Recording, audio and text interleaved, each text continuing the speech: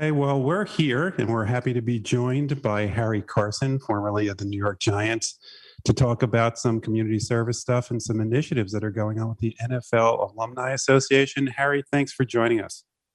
My pleasure. How you guys doing? We're doing great. Harry, we wanted to talk to you about some of the initiatives, especially with what's going on with the NFL Alumni Association. And I wanted to start with a quote that you gave at the CYO Club of Champions tribute in 2019. You said, "I've been a world champion and have accomplished a lot, but to me, there's nothing better than making a difference in the lives of others. That really is the greatest award." Lots of people talk to you about your amazing career on the field, but we wanted to talk to you about your incredible work off the field. What is going on with the NFL Alumni Association and your partnership with the Centers for Disease Control and Prevention? Well, one of the things that we understand as athletes and former athletes is we have a unique platform to get messages out, and especially messages out to the communities in which we represent, and that is the minority or the African American community. And so as a former player, my platform is not quite as big as, many of the players who are playing now. I just want to use my platform to deliver a message to those out there who are listening, and that is, this time last year, this whole COVID-19 virus was new to everybody. You didn't know what it was going to do. You got conflicting information about it, and I think over the last year we've seen how deadly it has been to the whole country.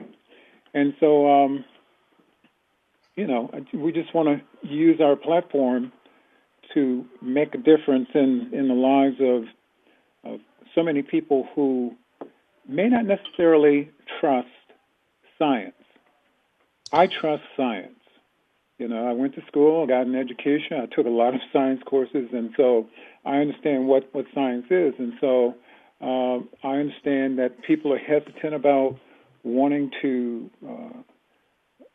get the vaccine and get the shot and so forth.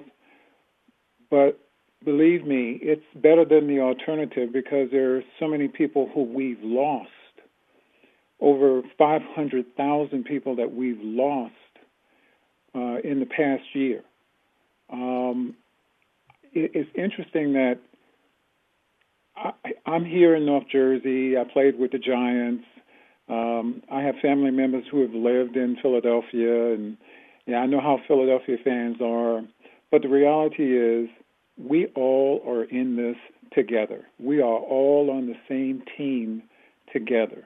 And it doesn't matter whether you're an Eagles fan, Giant fan, or whoever, we are all in this together, and we're going to have to fight and scratch and take care of one another and encourage one another in any way that we can. So the NFL alumni has given, as I said before, me and other athletes the opportunity to reach out and deliver a message, and that is whenever it's possible to get vaccinated, get it.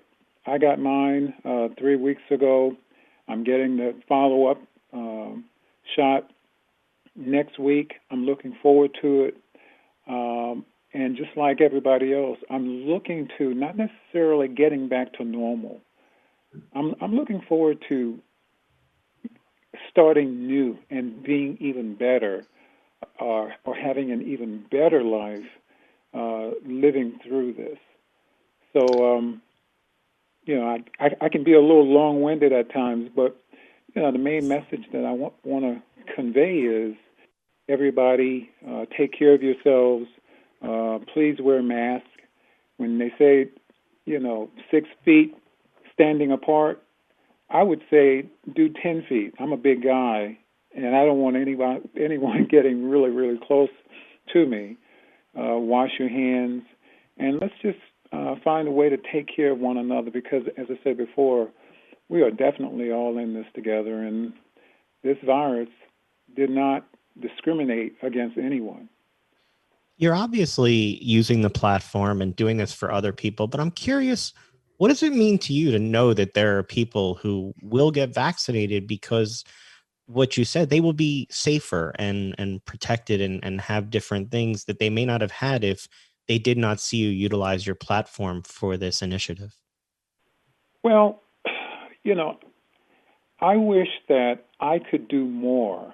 I'm a former player. I don't necessarily have the platform as, let's say, a Patrick Mahomes or any other high-profile athlete who's playing right now.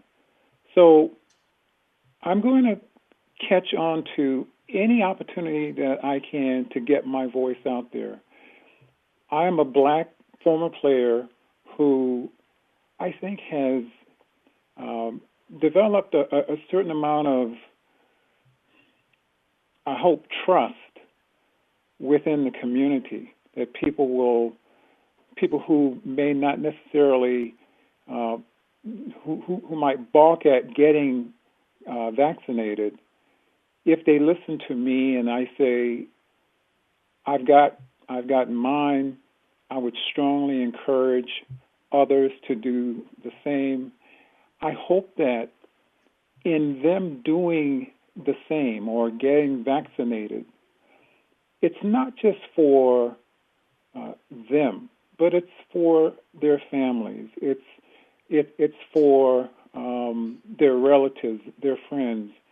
It is a sign of being responsible during a time when there's so many things going on, and there's so many people who have died, and those people who passed away, they didn't have the same opportunities as so many people now.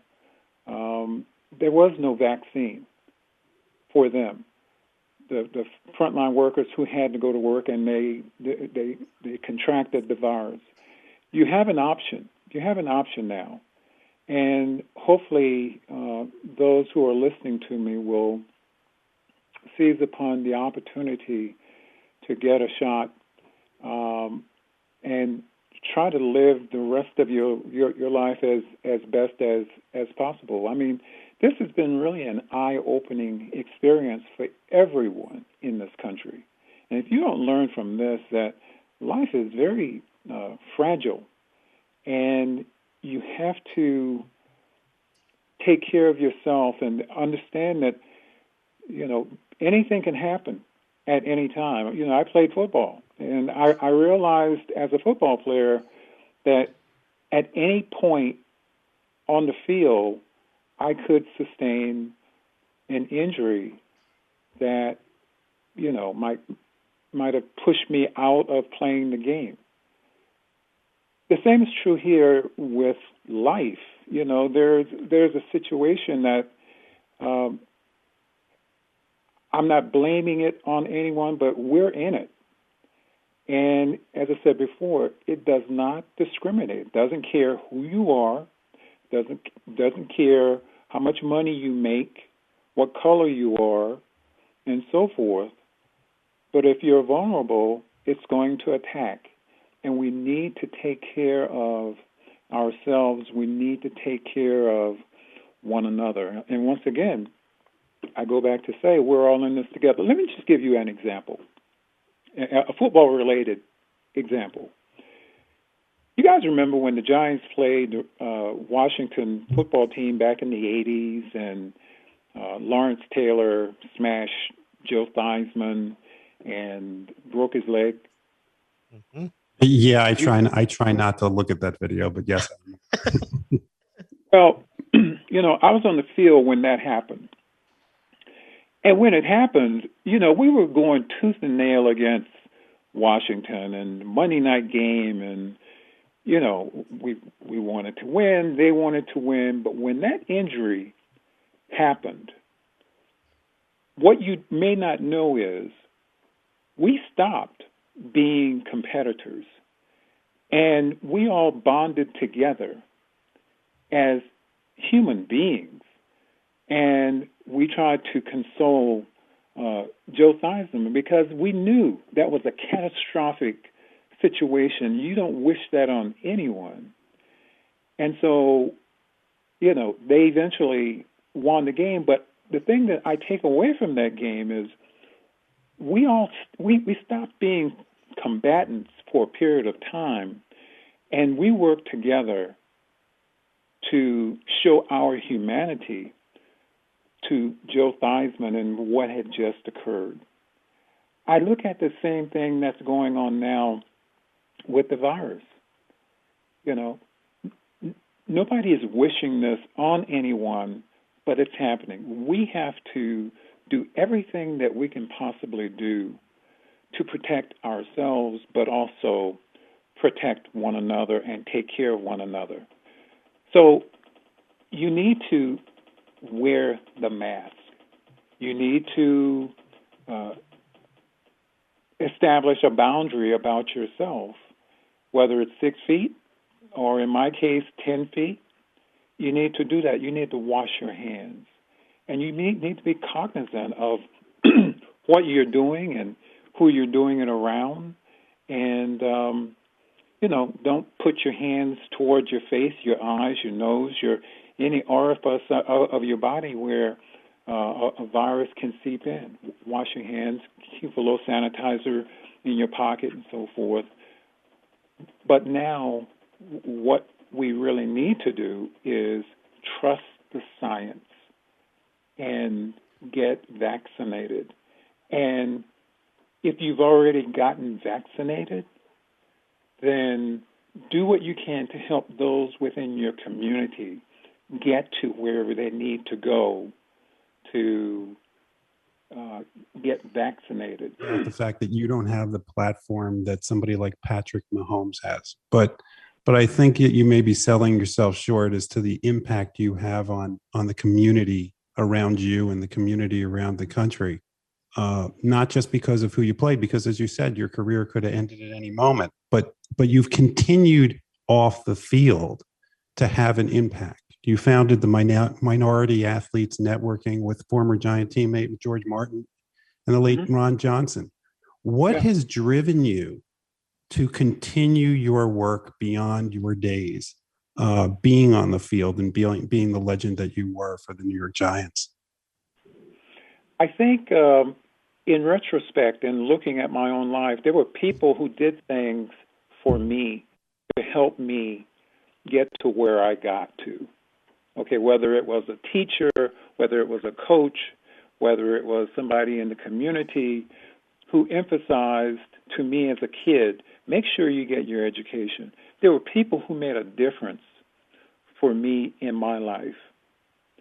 And you never forget that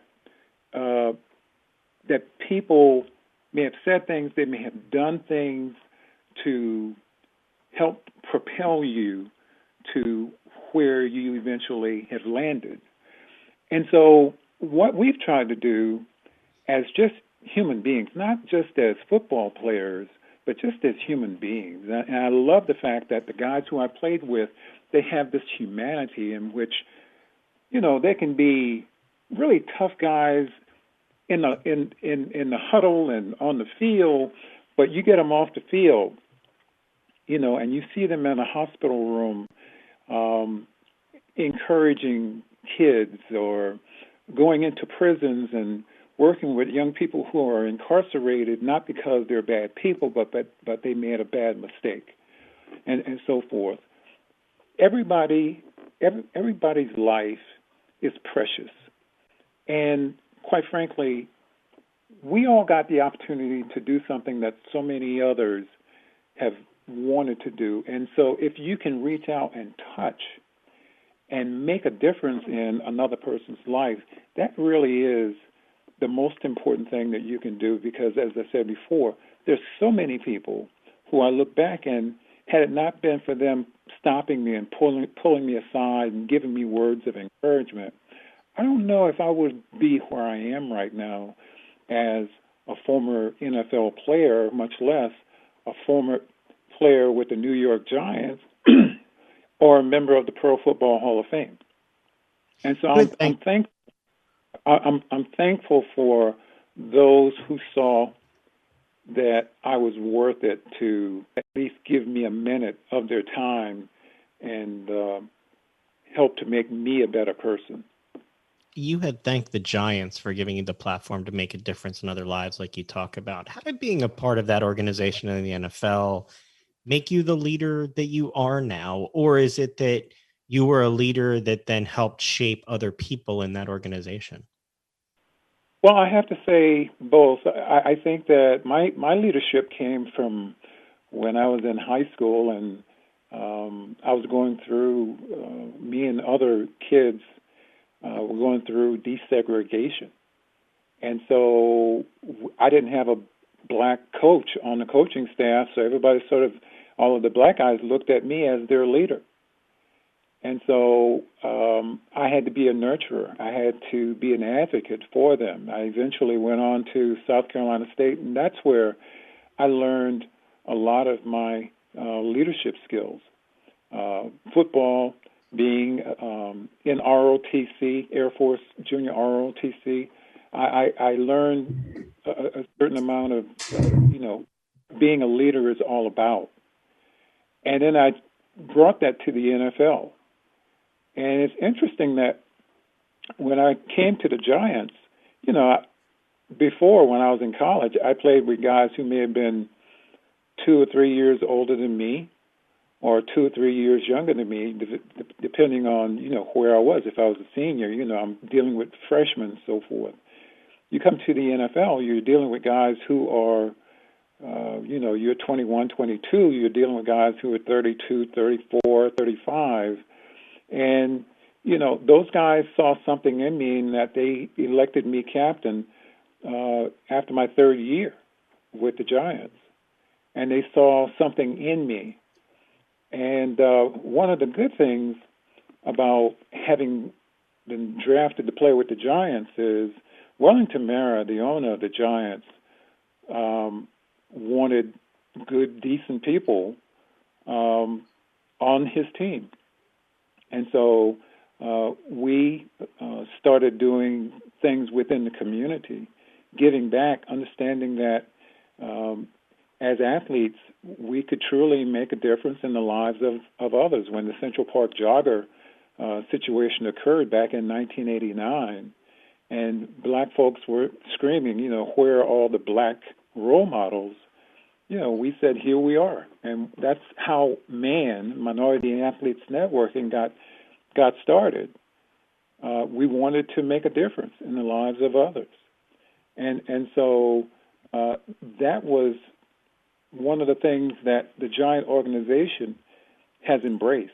My old teammate, George Martin, started the continuing education program at Fairleigh Dickinson University. So if you came out of college and you didn't have your degree, you could work on your degree going to Fairleigh Dickinson, and that really was replicated around the league. Now, there are many players who come into the league without degrees, but they have the ability to go to a local college and get a degree, not just for themselves, but their spouses could do the same thing. So, we've found ways to use that platform for good, as I said before, in making a difference in the lives of other people, even ourselves, or guys who come in who are just sort of passing through with the organization. We sort of rub off on them, and they make sure that they go back and they get their degree, because the lifespan of a pro athlete or pro football player is less than 4 years. And when it's over, it's over. You got to move on with the rest of your life. And if you have not prepared for it, it's going to be a cruel world for you when you indeed make that separation from professional football. Before we let you go, for those of us that grew up in North Jersey, we got to see what kind of community leader you were and what kind of leader you were on the field. For those that were outside of the area, a lot of people recall the time when you guys played the Broncos in the Super Bowl.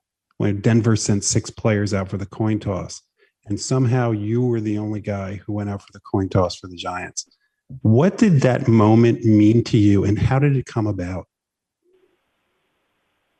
Well, as we were preparing to, we were loosening up and everything before the national anthem. The captains had to meet at the center of the field. And I thought that George Martin and Phil Simms would be joining me going out to the center of the field for the coin toss. And Parcells told me, he said, go. I said, well, what about George? What about go? And the official and I took off because the Broncos were already starting to walk across the field to midfield. And so as I'm walking to the center of the field, I sort of felt like, and I saw at least 5 white jerseys. And I saw these guys coming at me, and I thought, wow, this is deep. This is like that gunfight at the OK Corral, But then it hit me that I'm the only player going out for the coin toss, and it was such an honor to be that lone player going out in the biggest game of anybody's career, of anybody's life, because even when you're in Pop Warner, you're striving to get to a Super Bowl. And because it was me, I felt like perhaps Parcells wanted me to go to just represent the organization. There's so many things that I thought at that time, but I was truly honored to be that lone captain to represent everybody on the sideline, everybody within the organization, all Giant fans who had been through so much as fans, because I was there during the 70s when they were flying planes all over the place and burning tickets and all of that stuff, to get to a point where we're at the biggest game of any of our lives. So I was really honored.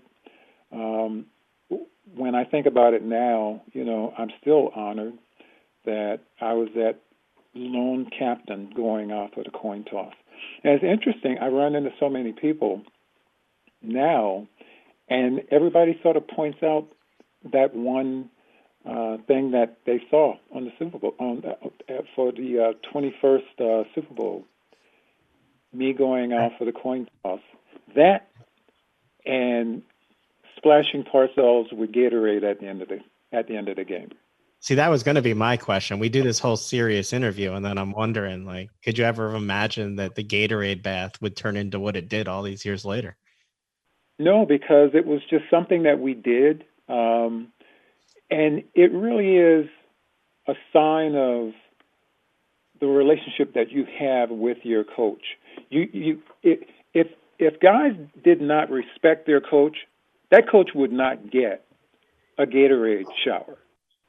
But because you're going through these experiences together and you're winning together, you're losing together, and you get to a point where, in winning, the whole thing sort of binds you together for the rest of your life.